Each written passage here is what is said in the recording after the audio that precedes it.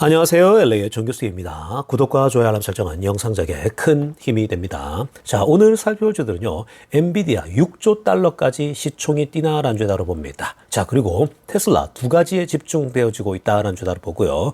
자, 그리고 미국이 중국 기업들에 대해서 규제를 더 강도를 올리고 있습니다. 그 배경 한번 들여다보고요. 그 외 테슬라 소식과 미국의 매크로 상황들도 살펴볼 시간 갖도록 합니다. 자, 우리 먼저 이 Fear and Greed Index, 공포와 탐욕 지수 한번 들여다보고 가겠습니다. 자, 오늘 아래쪽 숫자 보시면요. 53을 가리키고 있습니다. 자, 지금 그 구간을 보면 뉴트럴 구간에 들어가 있죠. 자, 이게 지금 지난 목요일 금요일쯤에는 49, 4자를 보였다가 다시 복귀되고 있는 거거든요. 53, 자, 중립 구간. 여러분 불과 뭐 2, 3주 전만 하더라도 Extreme Fear, 극도의 공포 상태, 그리고 Fear 상태, 공포 상태였죠. 왜 그랬습니까? 리세션 공포죠. R에 대한 공포가 갑자기 분위기가 일어나면서 시장이 한꺼번에 얼어붙으면서 이 주가들도 막 폭락하고 그러지 않았습니까? 근데 너무 염려할 필요 없다라고 말씀드렸는데, 자, 지금 다시 복귀돼 버립니다. 특히 지난 금요일 날 연준 의장 발언이 컸죠. 연준 의장이 나와서 확실히 이제 우리가 금리 인하를 단행한다라고 얘기를 했습니다. The time has come. 때가 찼다. 성경 구절을 인용했다고 말씀드렸죠. 마가복음. 자, 그런데 지금 재미난 건요, 시장이 그 연준 의장이 과거 같았으면 그런 발언이 나오면요, 이게 벌써 욕심구간으로 껑충 뛸 수 있거든요. 점프를 할 수 있는데 여전히 지금 이 뉴트럴에서 조금 더 이제 이 오른쪽으로 가서 분위기는 좋지만 여전히 이 바늘이 좀 무겁게 움직여요. 오른쪽으로. 왜 그럴까요? 여전히 시장에서는요, 금리 인하는 결국은 경기 침체다. 이렇게 공식이 보통 과거부터 있었기 때문에 그런 공식을 갖고 아주 조심스럽게 시장을 지켜보는 사람들이 있어요. 그러니까 그런 흐름이라 보면 돼요. 자, 그러다가 그런 부분까지도 아예 이제 이 소위 경기 침체 없이 소프트 랜딩으로 이 미국 경제 자체가 이제 그 비상하고 소위 말해서 이 골디락스 쪽으로 빠져버리면요, 그때는 뭐 이 미국 주식이 아주 장기적 호황이 올 수 있는 그런 흐름, 토대가 될 수 있는 거거든요. 또 어찌됐든 이 흐름 자체가 굉장히 재밌게 흘러가고 있고 너무 두려워할 필요도 없습니다, 여러분. 항상 바이 앤 홀드 전략이 좋다라는 거 계속 말씀드립니다. 자, 지금부터는요, 엔비디아 소식 집중해서 한번 들여다보겠습니다. 자, 지금 뭐 계속해서 말씀드리고 있지만 28일 날 엔비디아 실적 발표가 예고되어 있는데 지금 뭐 최근 몇 년 사이에 이만큼 중요한 어닝 발표가 있었을까 할 정도로 지금 뭐 월가의 시선이 모두 다 엔비디아 실적 발표에 쏠려 있습니다. 자, 그러다 보니까 지금 시장에서도요, 크게 보면 두 갈래로 나뉘어집니다. 그러니까 여전히 벌리시한 쪽과 그리고 의구심을 여전히 주고 있는, 이번에는 아닐 거야 라고 하는 쪽, 양쪽으로 나눠져 있다 보니까 갈팡질팡하고 있는 중이죠. 자, 일단 먼저 이 엔비디아에 대해서 여전히 벌리시한 그러한 배경은 뭔가. 자, 일단 최근에 이 AI, 즉 이 엔비디아와 같은 계열에 있는 연루되어 있는 이 산업군들 있죠. 이쪽 그 회사들의 전부 다가 뭐 한 회사도 빠짐없이요, 전부 다가 실적 발표를 최근에 했는데, 자, 내용들이 다 좋아요. 자, 먼저 타이완의 그 이 TSMC 있죠. 여기도 AI 디맨드가 강력하다라고 얘기를 했었죠. 그래서 수요가 계속 늘어날 것이라 얘기를 했었고, AMD도 최근에 본인들의 판매, 데이터 센터 판매 쪽에 그 세일즈 예상을 다 올리지 않았습니까? 그래서 올해만 들어서 세 번째 그렇게 올리고 있거든요. 그러니까 그만큼 이 수요가 강력하다는 거죠. 그 다음 노란색으로 알아보세요. 슈퍼 마이크로 컴퓨터도 마찬가지입니다. 이쪽도 liquid cooling solution에 대해서 강력한 지금 현재 디맨드가 있다라고 얘기를 했고요. 그리고 엔비디아의 그 칩을 계속 사용하고 있는 메타죠. 자, 빅테크들이 지금 엔비디아의 큰 고객들 아닙니까? 엔비디아 매출의 50% 이상 차지하는 것이 바로 이 빅테크들인데, 그 중에 하나 이 메타가, 자, 이번에 또 이 캐피털 익스펜디처죠. 24년도와 25년도에 수십조 원을 쏟아 부을 것이라는 거죠. 그게 인공지능 관련된 겁니다. 그러니까 자연스럽게 메타의 이 강력한 내년까지의 이 지출이라는 게 거의 다가 지금 AI에 집중돼 있죠. 그러면 엔비디아의 매출이 늘어나는 거나 마찬가지죠. 메타가 이 정도 쓴다? 그럼 지금 다른 빅테크들도 여전히 내년까지 강력한 매출이 일어날 수 있다는 겁니다. 자, 그러다 보니까 엔비디아가 여전히 강력한 뒷심을 가지고 있고 여전히 아직도 이 막강한 그런 이 미래 성장성을 갖고 있다, 이렇게 보고 있는 겁니다. 자, 이렇게 이 엔비디아의 실적 발표에 대해서 여전히 bullish하게 보고 있는 여러 애널리스트가 많은데요. 그 중에 아주 강력한 한 분이 자, 이번에 실적 발표도 예상치를 훌쩍 뛰어넘는 괜찮은 실적이 나올 것이다 라고 분석하고 있습니다. 파란색으로 하려 됐죠. 그래서 여전히 upside will be driven by strong demand for Hopper GPU라고 합니다. 그러니까 지금 이 엔비디아가 더 상승할 수 있는 것은 그 Hopper GPU 있죠. 그 칩의 수요가 더 강력할 것이기 때문이다 라고 얘기를 했거든요. 자, 최근에 그 우려가 뭡니까? 이 블랙웰이죠. 신제품이죠. 그 최신 제품의 딜레이죠. 그러니까 이게 이제 디자인의 오류로 인해서 자, 이 부분이 내년 상반기까지 밀릴 수 있다. 연기가 된다. 이 얘기 때문에 주가가 최근에 출렁거렸잖아요. 그러면서 다시 좀 회복되었는데 자, 지금 그 문제가 있다 보니까 엔비디아가 이번에 주가가 많이 밀릴 것이다. 요렇게 지금 이제 반대쪽에 편이 있거든요. 근데 지금 이 bullish한 쪽은요. 그럼에도 불구하고 엔비디아가 B200를 하이퍼스케일러들에게 더 대량 생산해서 공급할 것이라는 거죠. 자, 기존에 B100인데 이제 B200를 통해서 이것도 성능이 좋으니까 이걸 대량 생산해서 대체 자원으로 공급하겠다라는 거죠. 이렇게 되면 결국은 별 차질 없이 엔비디아가 이번에도 강력한 수요가 나타날 것이다라고 얘기를 하고 있는 겁니다. 자, 그런데 이제 부정적인 쪽에서 넘어가게 되면요. 자, 이번에 지금 보고 있는 것이 뭐냐면은 이거는 bullish한 쪽이나 부정적인 다 마찬가지입니다. 이번에 엔비디아가 실적 발표 때 보여줘야 되는 건 뭐냐면요. 일단 가장 중요한 두 가지는 자, 초록색으로 한번 보세요. Blackwell shipment delays are structural issue. 자, 지금 Blackwell이라고 하는 신제품 있죠. 새로운 반도체 칩이 자, 이게 딜레이 되고 있는데 이게 구조적인 이슈가 아니다라는 거를 보여줘야 돼요. 그러니까 이게 무슨 말입니까? 이 새로운 이 블랙웰이 디자인 단계부터 잘못됐잖아요. 그러니까 설계 단계에서. 근데 이게 과연 고쳐질 것인가? 그리고 이것을 이 성능이 더 좋은 원래 발표한 대로 제대로 이것이 될 것인가? 이게 안 되고 굉장히 이걸 풀어내려면 오랜 시간이 걸린다? 그게 이제 구조적 이슈가 되는 거거든요. 자, 그 문제를 이번에 어닝 발표 때 설명해 줘야 되는 거고요. 그 다음 노란색으로 한번 보세요. 엔비디아가 봐야 될 건 지난 쿼럴 대비 또 강력한 성장을 보여준다는 거야. 특히 이제 데이터 센터 비즈니스 있죠. 이 데이터 센터가 지금 뭐 데이터가 가장 미래의 미래 기름과 같다고 말씀드리지 않았습니까? 이 데이터 센터의 수요가 여전히 강력한가? 그러니까 결국 이 기업이라고 하는 건요, 성장을 통해서 먹고 사는 거거든요. 성장이 없으면요, 주가도 안 올라요. 그래서 그 성장이라는 건데, 지난 쿼럴 대비 워낙 또 지난 쿼러가 셌잖아요. 그러니까 지난 쿼러 대비 이번 쿼러도 또 성장하는가? 그걸 두 개를 증명해야 된다는 겁니다. 자, 이런 가운데 이 엔비디아의 실적에 대해서요, 자, 아주 공격적으로 전망을 내놓는 집단도 있습니다. 자, 그 중에 이 잭슨이라고 하는 또 이 월가의 엔비디아에 대해서 굉장히 bullish하게 보는 사람인데, 저희분은요, 엔비디아의 전체 시가총액이 이 올해 말까지 적어도 내년 초까지는 2배로 뛸 수도 있다라고 아주 공격적인 전망을 내놨습니다. 자, 그래서 이 파란색으로 달라졌지만 엔비디아의 마켓 캡이 6조 달러를 찍을 수 있다라고 전망하고 있어요. 지금 현재 한 3조 달러 정도 되지 않습니까? 3.2인데, 자, 6 트릴리언까지도 연말 혹은 내년 상반기까지도 가능하다라고 정말 공격적인 전망을 내놨죠. 자, 그리고 초록색을 한번 보세요.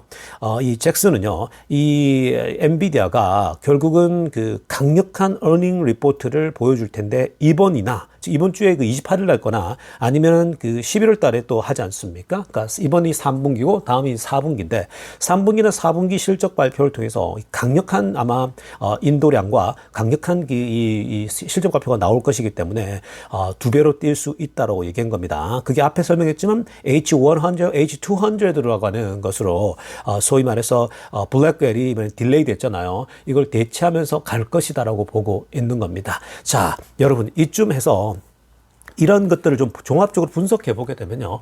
지금 여러분들 중에서도 실적 발표 전에 더 살까? 아니면은, 이번에는 기다렸다가, 줍줍할까? 막 이런 고민들이 있지 않습니까? 근데 사실 이번에 이제 의구심들이 자꾸 나오는 것들이 뭐냐면요. 월가에서도요.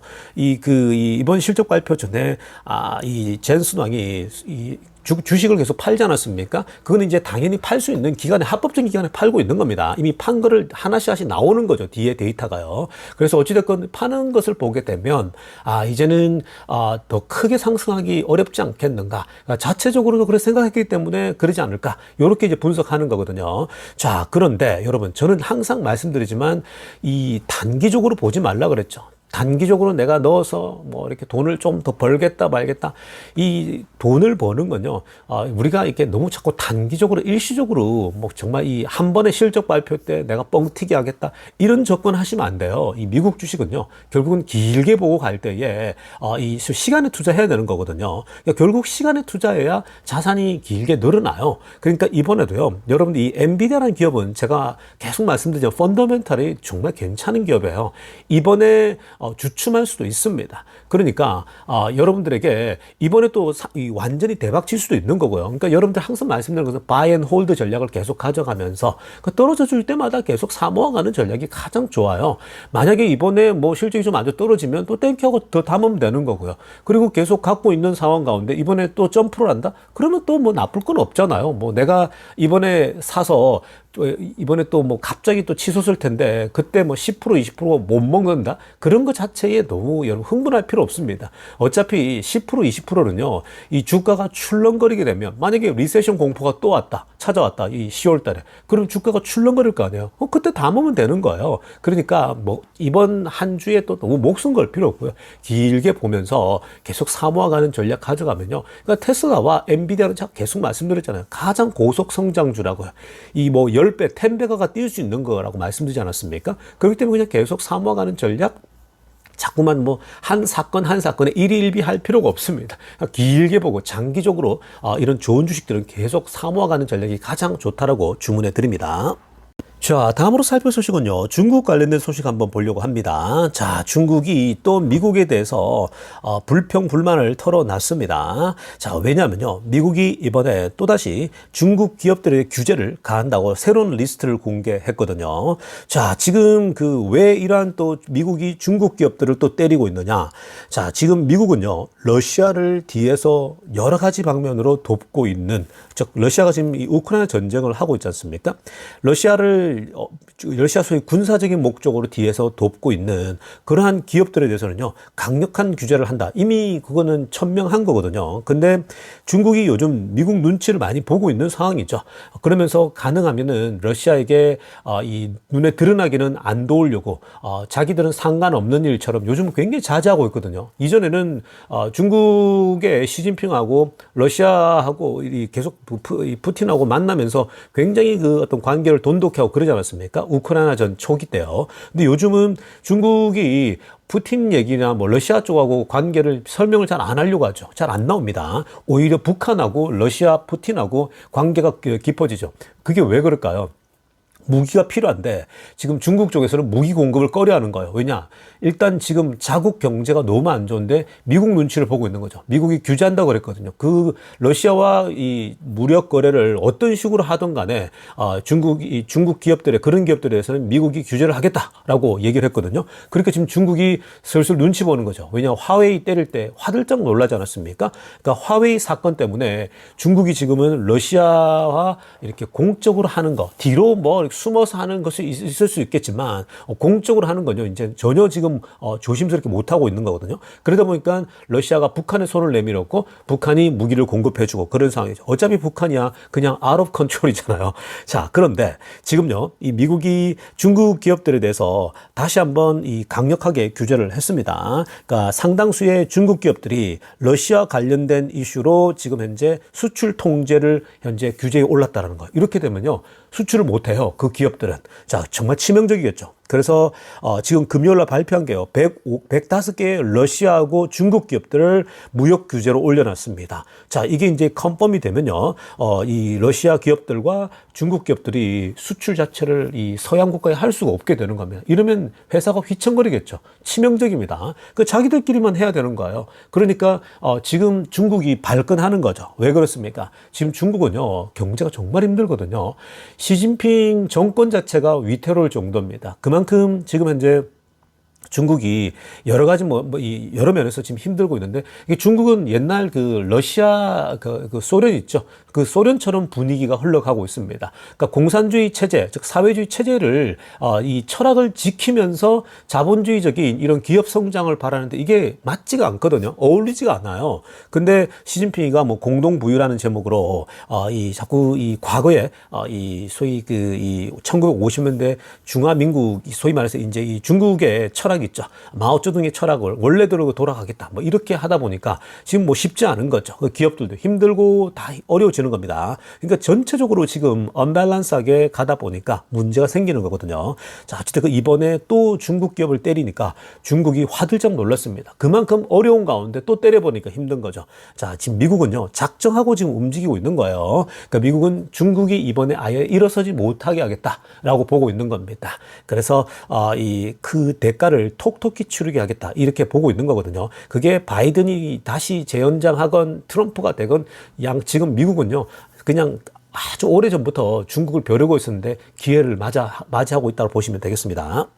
자, 지금부터는요, 테슬라 소식 집중적으로 들여다보겠습니다. 자, 가장 먼저 살펴볼 소식은요, 자, 얼마 전부터 이 사이버 트럭에도 테슬라의 그 FSD 자율주행 기술이 장착될 것이다. 계속 보도가 나오지 않았습니까? 자, 그런데 그 중에 이제 가장 우선시 되는 것이 파킹이죠.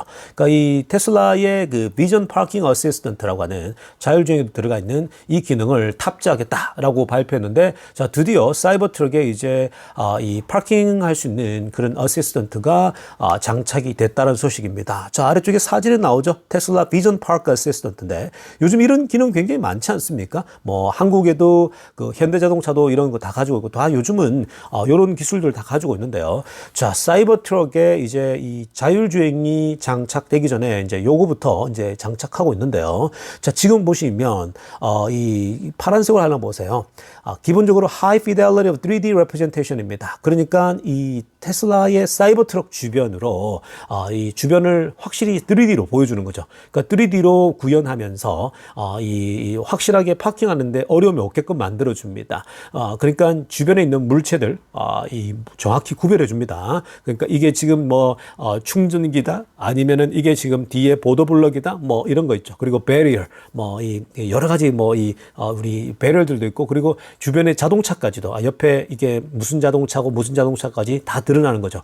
사실 이게 자율주행의 FSD의 비전 우리가 카메라 베이스로 보게 되면 우리가 보통 그 자율주행의 화면에 보게 되면 옆에 주변에 이게 자동차인지 아닌지 다 구별이 되잖아요. 이제는 그 피와 식별이 완벽해지고 있어요. 웬만하면 다 나옵니다. 구체적인 게 다 나와버리거든요. 그러니까 고양이와 개를 구분하듯이 또 고양이와 호랑이를 구분하듯이 사실 고양이 큰 거하고 호랑이 새끼 작은 거는 구분하기 어려울 수 있잖아요. 왜냐면 비슷하게 생겼으니까. 그런데 그 움직임과 털 하나하나 그리고 이 털의 색깔 있죠. 색깔이 조금씩 다를 거 아니에요. 그런 거 보고서라도 이거는 호랑이 새끼다 아니면 고양이다 분석할 정도로 이제는 그런 것이 학습이 되어져 있는 상황이거든요. 그러면서 이렇게 이제 거의 지금 학습이 되어서 이걸 장착했는데 지금 보시면은 페인티드 로드 마킹 있죠. 지금 그 이 파킹할 때 하얀 선 있죠. 이런 것도 다 이제 드러납니다. 그래서 그 하얀 선 안에서 우리가 화면만 보고도 파킹하는 게 굉장히 이제 쉬워지겠죠.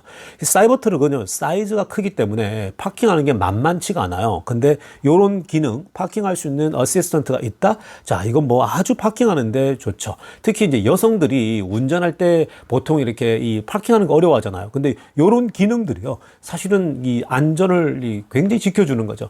무엇보다도 여러분, 여성들이 뒤에 그 후방 카메라 이런 것들은 그 보통 그 여성들이 운전할 때나 연세 드신 분들이 좀 이 몸이 조금 이렇게 반응이 느리잖아요. 그러다 보면 뒤에 이 차를 파킹하다가 혹은 뒤로 후진하다가 쾅 부딪히는 경우가 굉장히 많죠. 근데 후방 카메라랄지 지금 이런 파킹할 수 있는 이런 기능들이 추가되면서 사실 굉장히 많은 그 우발적인 사고들이 줄었다고 얘기하지 않습니까? 근데 사이버 트럭에 드디어 이 파킹하는 기능이 추가되었는데, 자, 이제 FSD가 추가되는 건 시간 문제죠. 근데 이런 것들이요, 그냥 뭐 이 OTS로 다 이게 업그레이드가 가능한 거예요.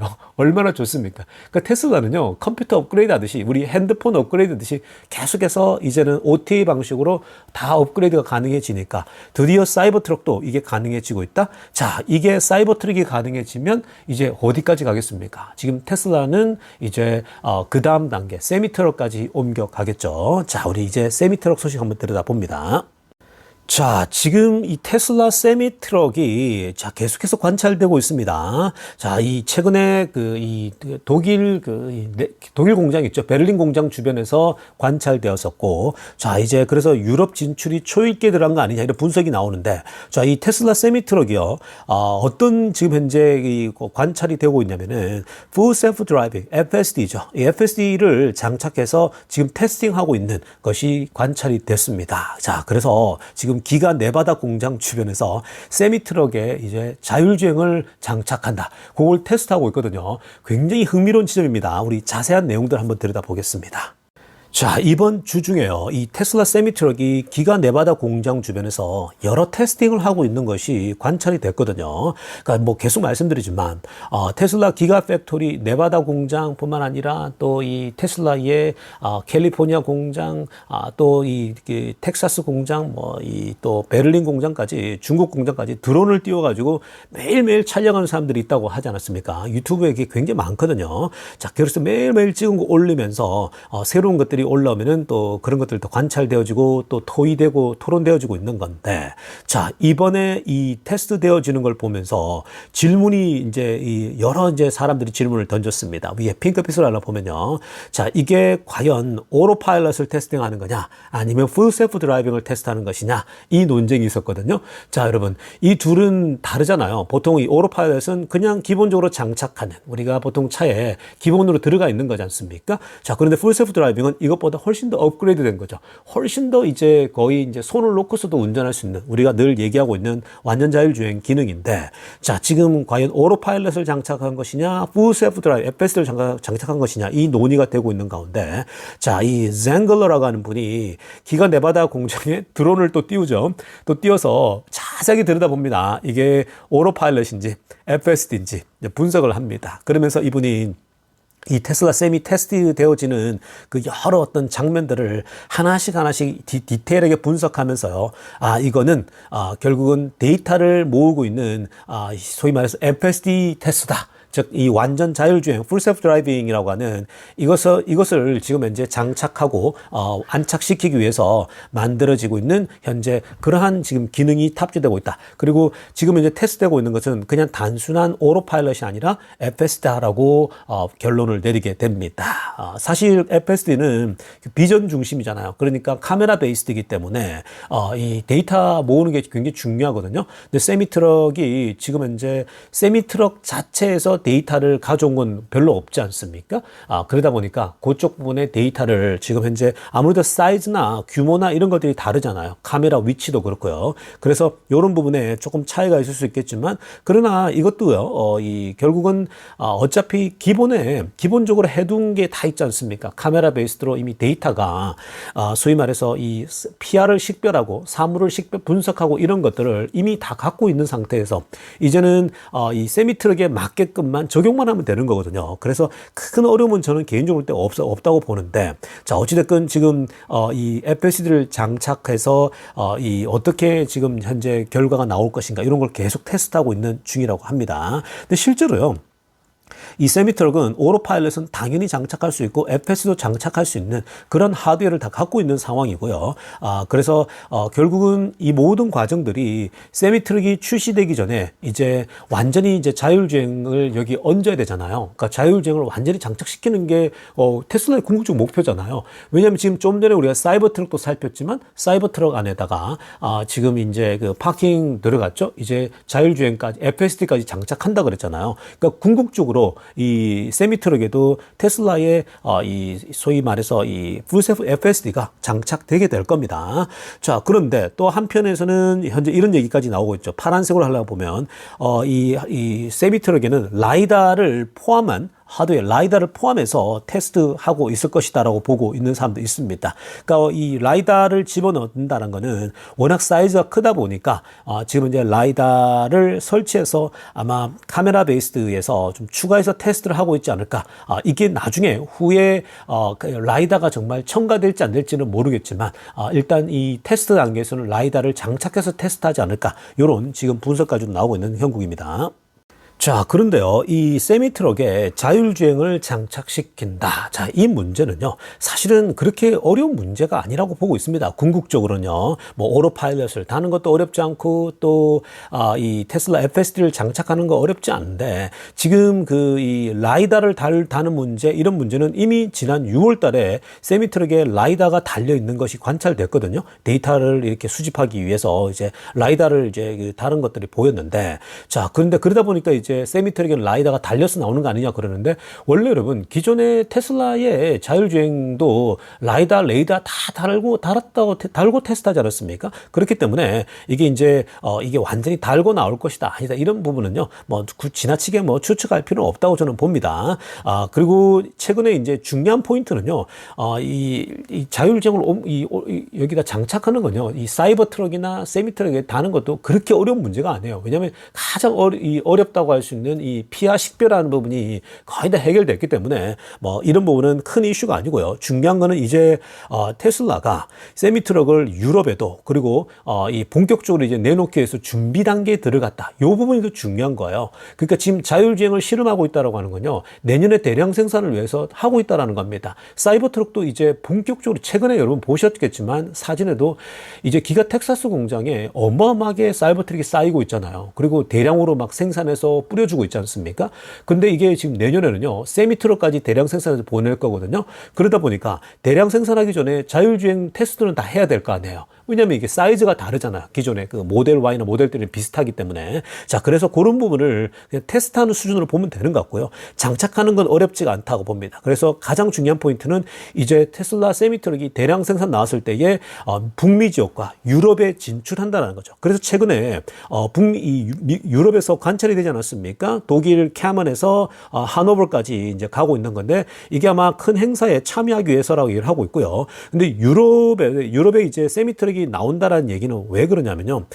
최근에 유럽 시장에서 유럽의 세미트럭의 잡 리스트가 공개됐습니다. 그러니까 유럽에서도 세미트럭 전문가를 이제 소위 이쪽 부분 일할 사람을 뽑아서 이제 이 유럽의 진출을 늘리겠다는 거죠. 이 부분에 대해서는요. 일론 머스크도 당연히 이제 유럽에 들어가는 것이 맞다라고 판단하고 있고요. 그래서 굉장히 유럽의 진출과 북미 진출을 동시에 노리겠다라는 거거든요. 자, 그런 맥락들을 읽는다면 이제 테슬라가 이 양쪽에 집중하고 있다. 이 사이버 트럭과 이 세미 트럭이라고 하는 거, 이 대량 생산이 이제 눈앞에 있는 거거든요. 여러분 이렇게 되면요, 이건 완전 또 다른 수익이 창출되는 거예요. 자, 그래서 세미 트럭은 내년, 그리고 사이버 트럭은 이제 올 연말부터 해서 더 이제 이 바이옴 자체가 올라가잖아요. 그러니까 볼륨 자체가 올라가다 보니까 이제는 뭐 당연히 이 딜리버리 숫자에도 확연히 드러나게 되는 겁니다. 자, 그래서 지금 테슬라가 자동차 영역에서도 세미트럭까지 이제 본격적으로 움직이고 있다. 이 세미트럭을 본격적으로 내밀 수 있는 것은요,